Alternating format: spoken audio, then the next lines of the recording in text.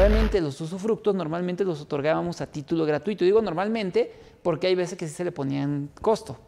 Pues bueno, ahora con la reforma del artículo 18 de la Ley del Impuesto sobre la Renta, recuerden que el artículo 18 siempre ha hablado de los otros ingresos acumulables, ahora nos dice que se va a considerar como un ingreso acumulable el usufructo de un bien, el derecho de usufructo de un bien.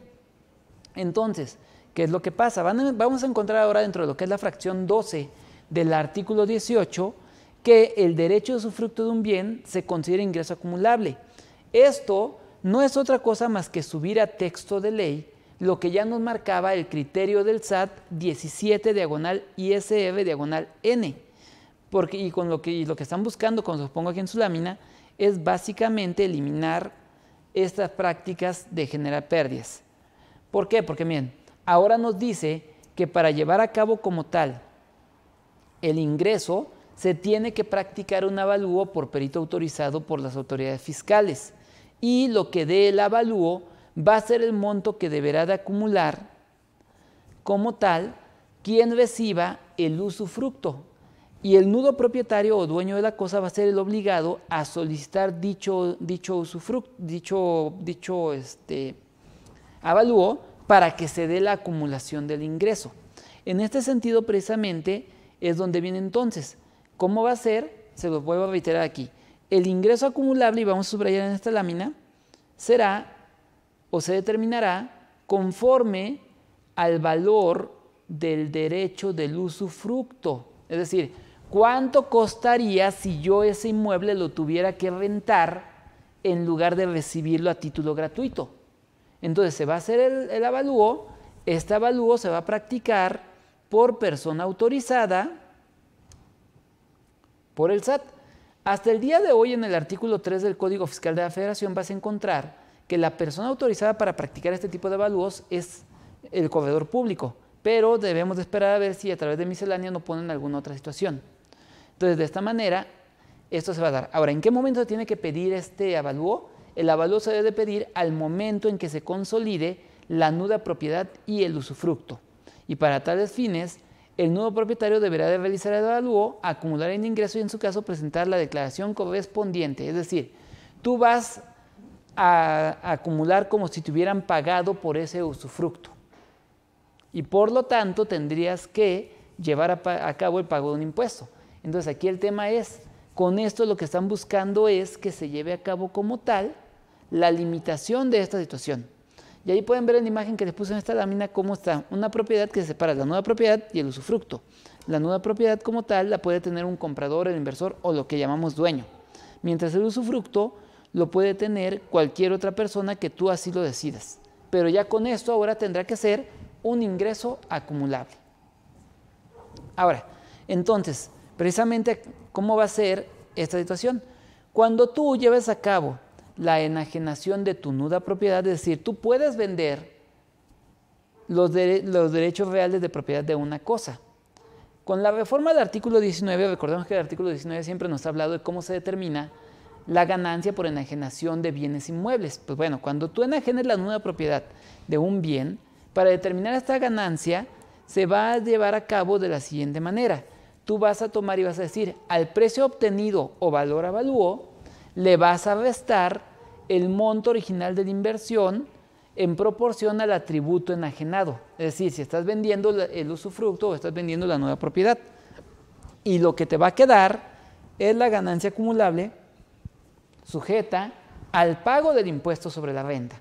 Entonces, de ahí exactamente es donde nosotros vamos a tener que ir cuidando la situación de lo que vamos a hacer y cómo es que ustedes van a tener en la aplicación este punto para poder seguir y llevar a cabo en estos aspectos. Entonces, con ello sí es trascendental que ustedes tomen en consideración para estos fines qué es lo que nosotros vamos a tener y vamos a llevar dentro de estos puntos. Entonces, por ello, sí es importante que ustedes vayan aplicando en todo este tema lo que ustedes van a tomar y van a llevar en este sentido. Ahora, ¿cómo vas a determinar esta proporción para saber cuánto es lo que vas a acumular? Así es muy sencillo. Vas a tomar el valor total del bien, es decir, cuánto vale el bien de manera absoluta, es decir, incluyendo su usufructo, incluyendo su nueva propiedad. Y vas a dividir el precio de lo que estás vendiendo. Si estás vendiendo la pura nuda propiedad, vas a decir el precio de nuda propiedad entre el valor total del bien, y lo que te va a dar es la proporción del atributo del que se refería nuestra lámina anterior. Ahora, vamos a nuestra siguiente reforma fiscal. Razón de negocios en reestructuras corporativas. A ver, ¿cómo está esto? Sí. El artículo 24 de la Ley del Impuesto sobre la Renta siempre nos ha hablado que nosotros debemos de llevar a cabo, o podemos llevar a cabo, mejor dicho, la reestructuración de grupos de sociedades, y se nos puede autorizar que esto se haga a valor fiscal.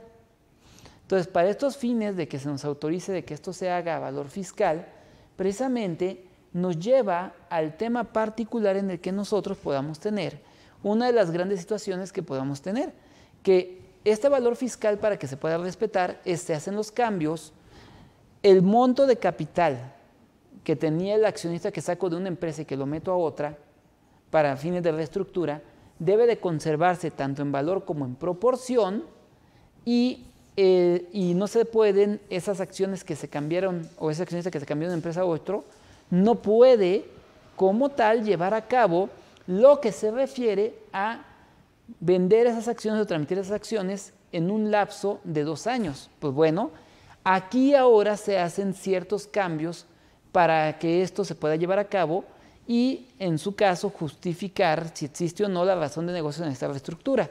De tal manera de que ahora vamos a encontrar dentro de lo que es la fracción 7 del artículo 24, que como un requisito para que se te pueda autorizar la venta a valor fiscal es de que como tal la reestructura se debe de dictaminar, es decir, debe de hacer dictamen de enajenación de acciones. Dentro de este dictamen de enajenación de acciones se va a señalar el costo comprobado de adquisición ajustado de las acciones. A la fecha de adquisición se va a señalar el valor contable de las acciones objeto de la autorización y el organigrama del grupo, donde se puede observar y se advierta esos cambios que se dan en cuanto a la estructura corporativa, donde se puede ver cuánto tenía el accionista que saqué de la empresa a qué otra empresa lo paso, por ejemplo, a lo mejor lo pasé de la empresa D, que se observe cómo se conserva el porcentaje de su participación dentro de la empresa, ya sea mediante tenencia de acciones directa o indirecta. El segmento de negocio y giro de la empresa emisora de las acciones y de la adquirente, y se certifique que dicha sociedad efectivamente consolida en los estados financieros. En dado caso de que esto no se respete, entonces la autoridad, bajo uso de facultades de comprobación, podrá presumir que no existe razón de negocios dentro de esta reestructuración, y por lo tanto te va a desconocer tu autorización de venta a valor fiscal, te va a evaluar las acciones a su valor comercial y te va a cobrar el impuesto por la diferencia.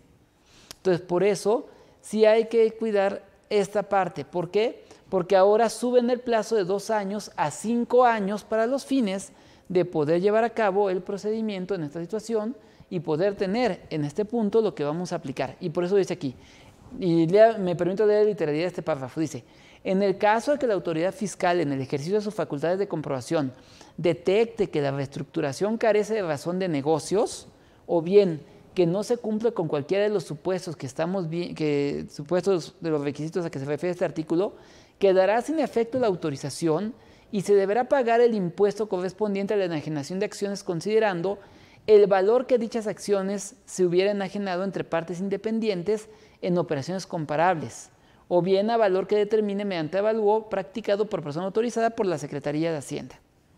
Entonces, esto es lo que te va a pasar si no cuidas este detalle. A ver, tenemos aquí una preguntita. Me dice Janet: maestro, para este caso del usufructo, entonces, ¿la persona que recibe el usufructo debe darse de alta por este ingreso y declarar cada mes? Ok, no, Janet, o sea, sí tiene que estar inscrito ante el RFC, sí va a tener que hacer la acumulación, pero se le puede poner como un acto accidental o un acto para una actividad no recurrente. Y podrías pagar el impuesto en los términos que marca si es que fuera persona física, el título 4, capítulo 9. donde ahí tenemos precisamente esta situación. Y no tendrías por qué estar haciendo pagos provisionales mensuales, ya que técnicamente el ingreso lo adquiriste una sola vez. Y es por ese lado donde tendríamos, Janet, este punto. Entonces, aquí sí es importante que nosotros vayamos viendo y observando qué es lo que se va a hacer en esta situación. Ahora, siguiente reforma. Vamos a hablar de aquí en adelante de requisitos a las deducciones fiscales. Y en este caso vamos a empezar por lo que nos marca el artículo 27. Nuevo requisito al artículo 27, fracción tercera. Recuerden que el artículo 27, fracción tercera, siempre nos ha dicho que si tú quieres hacer deducible una erogación por adquisición de combustibles, sin importar el monto del consumo, tiene que pagarse forzosamente con cheque, transferencia, tarjeta o monedero del contribuyente. Bueno, a ese requisito que ya conocíamos, ahora se le agrega que tendremos que también verificar que en el CFDI, que la gasolinera no se expida, se mencione la autorización que la Comisión Reguladora de Energía le dio para fines de llevar a cabo la enajenación de hidrocarburos. Entonces, si en tu CFDI no viniera esta información relativa a estas situaciones, entonces nosotros vamos a tener que cuidar para estos fines la situación y pudiéramos ver que se dan algunos aspectos que se tendrían que llevar. Entonces, por eso, sí es importante que ustedes vayan teniendo la situación en la que se puede dar este tema en particular. Entonces, a partir del 1 de enero de 2022, a pedir facturas que indiquen el registro de la CRE. Pero ahora, no nada más que indique el registro de la CRE, sino que también vamos a tener que verificar que la gasolinera no tenga ese registro suspendido al momento de la expedición del CFDI. Entonces aquí nuevamente vemos que las autoridades fiscales, en este caso la CRE, nos está pasando su chamba a los contribuyentes. Ahora tú como contribuyente, antes de comprar gasolina, vas a tener que decirle, oye, ¿me puedes dar por favor tu número de registro? Te vas a tener que meter en la página de la CRE y verificar que esté vigente. Porque si no, no podrías deducir tu consumo de combustible. Entonces, aguas ahí. Ahora, siguiente modificación a los requisitos de las deducciones. Erogaciones por asistencia técnica. Pues bueno, si es una modificación en la fracción 10 del artículo 27, para establecerse que como tal ahora será requisito para poder hacer deducible asistencia técnica, ojo, aparte de que le quitan la mención de parte de personas extranjeras, de extranjeros, aparte de que tengas que pedir documentos que demuestren la capacidad técnica, también vas a tener en su caso que verificar que cuenten con el registro como proveedor especializado o como proveedor de servicios especializados de la Ley Federal del Trabajo, y que las actividades que quien te presta la asistencia técnica realiza no formen parte de tu objeto social o actividad económica preponderante. Si es que quieres hacer deducible la asistencia técnica, entonces ahí exactamente vamos a tener dentro de estos puntos precisamente lo que se va a dar y lo que se va a tener para poder llevar en estos aspectos. Por eso es muy importante que nosotros vayamos viendo dentro de estas situaciones lo que se daría. Entonces, por ello, sí es importante que ustedes como tal tengamos o cuidemos la situación que se dará para poder tener en este punto lo que se va a dar. Entonces, ojo, es importante entonces que ustedes tomen en consideración lo que estamos aquí platicando para la deducción. Ahora, continuando con la modificación de los requisitos de las deducciones, ahora vamos a hablar de cuentas incobrables. Se reforma la fracción 15 en su inciso B para establecer un nuevo requisito. ¿Por qué?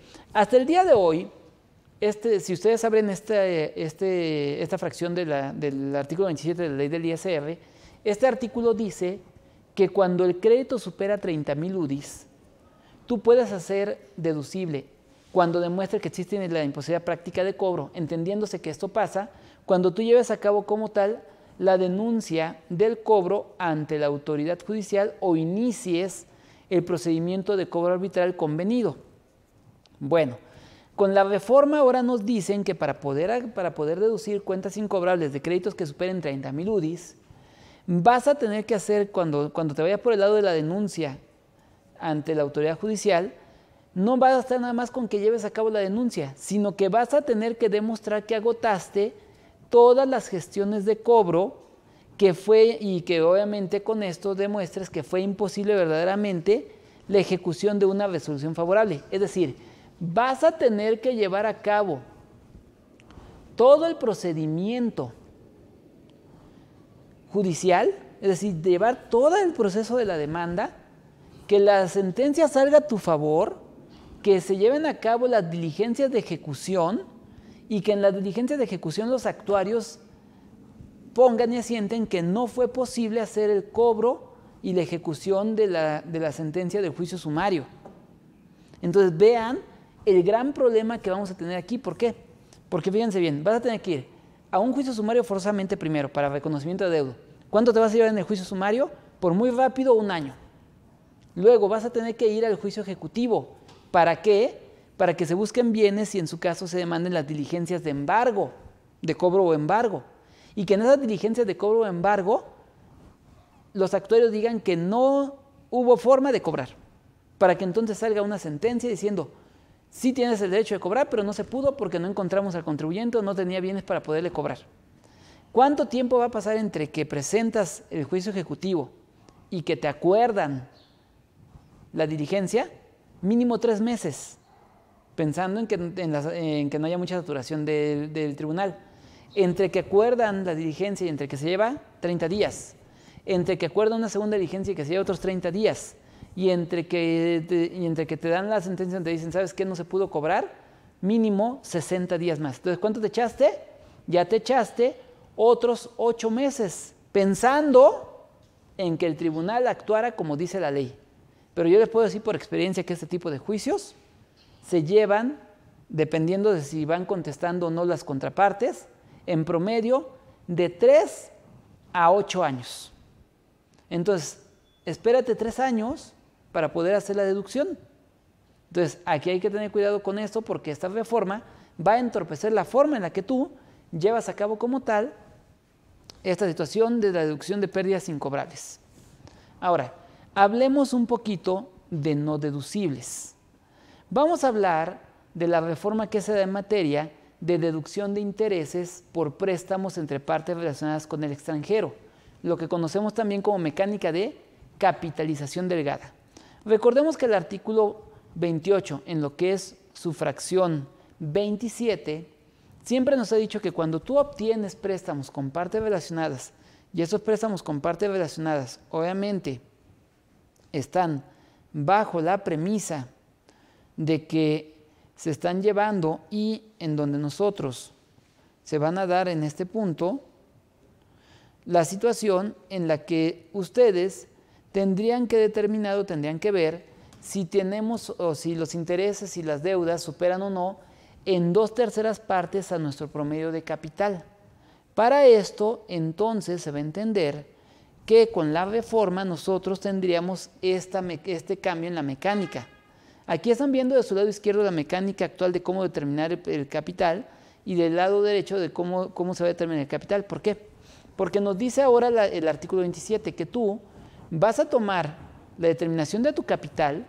Para esto dice que tu capital tiene que estar registrado contablemente como lo marcan las normas de información financiera, propiamente como lo marca la NIF C11, y que si no está así, entonces alternativamente tú puedes tomar una mecánica para determinar tu capital de la siguiente forma. Vas a tomar el saldo de la CUCA al 1 de enero del año de que se trate y le vas a sumar el saldo de la CUCA al 31 de diciembre del año de que se trate. Le vas a sumar tu saldo CUFIN al 1 de enero del año de que se trate más tu saldo CUFIN al 31 de diciembre del año de que se trate. Y le vas a restar las pérdidas al 1 de enero del año de que se trate menos las pérdidas al 1 de enero del 31 de diciembre. La suma de todo eso lo vas a dividir entre 2 y el resultado va a ser tu promedio de capital. Eso lo vas a multiplicar por 3 y vas a llegar a tu triple del capital. Este triple de capital que se va a determinar de manera alternativa lo vas a comparar contra tu promedio de deudas e intereses en general. Y de ahí vas a determinar si las deudas e intereses superan o no en 3 veces tu capital para determinar la proporción de intereses deducibles. Es decir, que nosotros como tal vamos a tener que hacer esta mecánica y ver si sí o no nos da todo este tema de la capitalización delgada. Entonces, ojo aquí, porque ya está siendo muy claro. Si tus registros de la cuenta de capital no están hechos conforme lo marcan la NIF C11, aguas, porque tendrías que aplicar la mecánica que ves de tu lado derecho de tu lámina. ¿Sale? Y por eso dice aquí, me permito leerles el primer párrafo de esta lámina. Dice, los contribuyentes que no apliquen las normas de información financiera en la determinación de su capital contable deberán considerar como capital para efectos de esta fracción el capital integrado en la forma descrita en el párrafo siguiente. Y ahí es donde está lo que dice el párrafo siguiente, lo que ven de su lado derecho de la pantalla en el cuadrito. ¿Sale? Entonces vean la diferencia. Si tú sí haces los registros conforme a la NIF C11, vas a hacer tu determinación como lo hacemos hoy día, que es el capital contable al 1 de enero del año que se trate, más el capital contable al 31 de diciembre del año que se trate, la suma de ambos se divide entre 2, eso es tu promedio de capital, lo multiplicas por 3 y es el triple de capital. Pero si tú no tienes los registros como lo marca la NIF C11, entonces tendrás que hacer lo que dice del lado derecho. Entonces, cuidado con este tema si es que tienes préstamos con partes relacionadas y obviamente estas partes relacionadas son extranjeras. A ver, tengo aquí algunas preguntitas. Me dice María, ¿qué se considera asistencia técnica? Bueno, María, en este caso nosotros vamos a tener que la asistencia técnica se refiere a el recibir servicios, normalmente de personas físicas, aunque también lo pueden dar personas morales, donde te van a dar conocimiento sobre el manejo de alguna máquina o alguna tecnología en particular que tú no conoces y que no encontramos a nivel nacional a alguien que lo pueda hacer. Por poner nada más un ejemplo, supongamos que compraste un invernadero hidropónico digital y aquí en México no hay nadie que conozca cómo funcionan los invernaderos hidropónicos digitales. Entonces tienes que traer a una persona de Finlandia para que te diga cómo funciona y lo puedas echar a andar.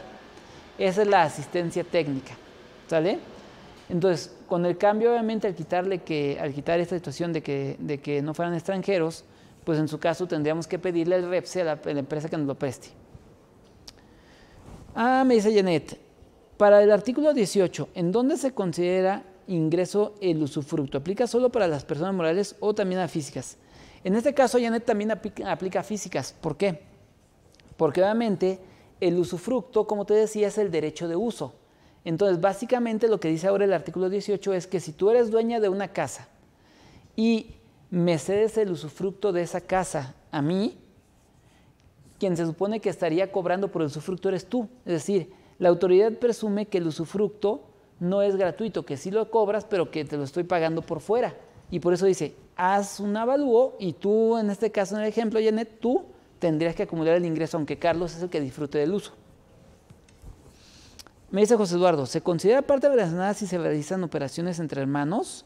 Ok, mira, en este caso recuerda que el artículo 90 de la Ley del Impuesto sobre la Renta nos pone, José Eduardo, como que se consideran partes relacionadas cuando tú tienes a cabo parentesco por consanguinidad hasta el 2º grado, o cuando hay parentesco por afinidad, o cuando una persona participa de manera directa o indirecta en el capital de la otra, o tiene injerencia suficiente en la administración de la otra.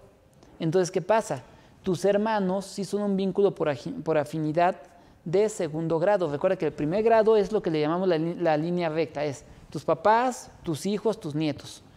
2º grado, tus hermanos. Entonces ahí sí hay partes relacionadas. Me dice Claudia, buen día.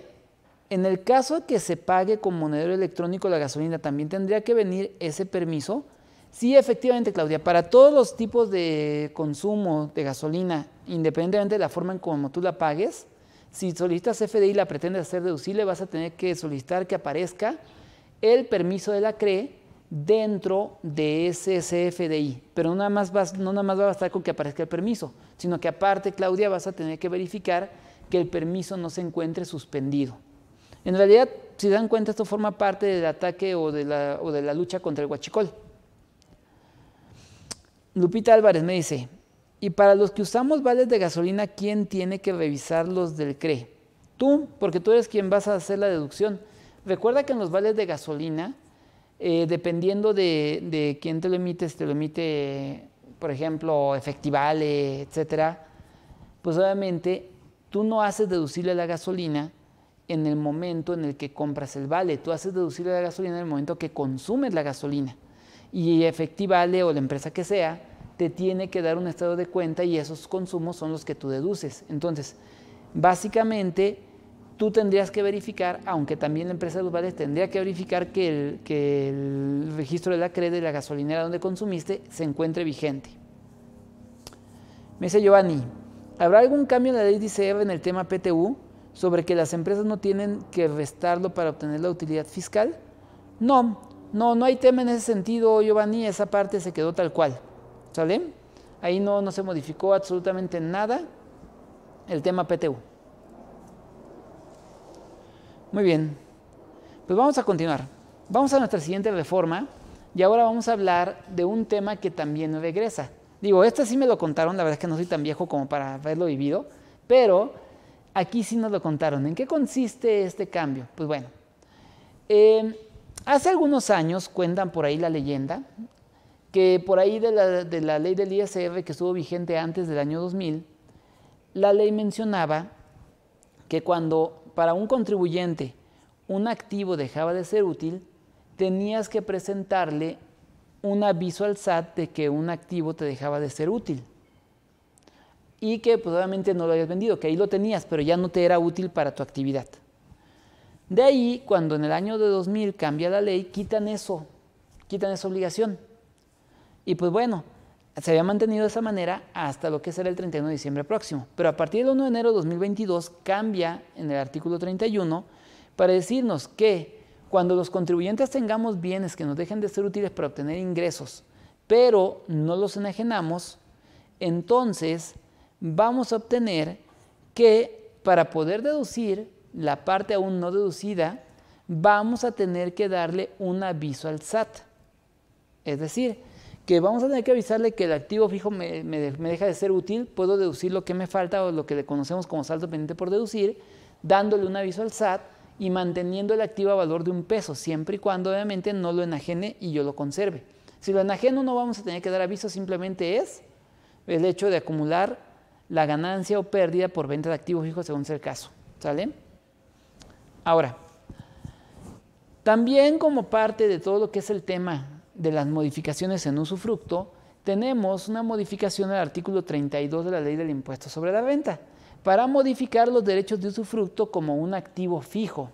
Es decir, ahora nos dice en el artículo 32 que se considera como activo fijo el derecho de usufructo sobre un bien inmueble y para su deducción deberá de amortizarse a razón del 5% por año, como lo marca el artículo 34, fracción 15 de la Ley del Impuesto sobre la Renta. Ahora, en el caso particular del nudo propietario, es decir, de quien tiene la propiedad real del bien, quien aparece en la escritura como el dueño del inmueble, este como tal podrá efectuar la deducción correspondiente una vez que se esté en posibilidad de usar el bien inmueble al consolidarse los atributos de su propiedad. ¿Cómo está eso? Es decir, cuando ya me regresen mi usufructo, es decir, que ya vuelvo a tener la propiedad absoluta del inmueble, es decir, ya soy nuevamente dueño de los derechos y dueño del inmueble, ¿sale? Entonces, ahí es donde vamos a tener en este punto lo que va a aplicar. A ver, tengo una pregunta de Ángel, nada más déjenme ver que aquí, quién sabe qué anda haciendo mi teléfono. A ver, me dice, una propiedad de usufructo cuando deja de estar en esta figura y pasa a ser una propiedad en usufructo, ¿cuándo deja de estar en esta figura y pasa a ser propiedad del usufructuario? Ah, muy bien. Esta figura, Ángel, del usufructo se da a través de un movimiento ante notario. Se constituye ante notario precisamente la separación del usufructo, designando un valor y en donde nosotros vamos a tener este punto. tú puedes ponerle un tiempo a ese usufructo, puedes ponerle que sea 1 año, 2 años, 20 años, o puede ser inclusive vitalicio, ¿sale? Entonces, por ejemplo, si lo pusiste vitalicio y la persona que lo usaba ya se murió, en ese momento el usufructo regresa al dueño originario, es decir, al dueño del inmueble regresa su usufructo porque la persona que lo tenía ya no lo goza y obviamente no puede heredarlo porque no es heredable, ya que no eres el dueño de ese usufructo. Y pues bueno, en este momento despido a nuestros amigos de Facebook. La verdad es que fue un placer estar platicando con ustedes. Si quieren continuar con lo que es este curso, los invito a suscribirse a Cadefi. Entren a la página cadefi.mx, ahí van a encontrar todas las instrucciones de cómo hacerse suscriptores de esta plataforma, donde van a tener acceso a este curso y a otros más, tanto en vivo como grabados, que ustedes...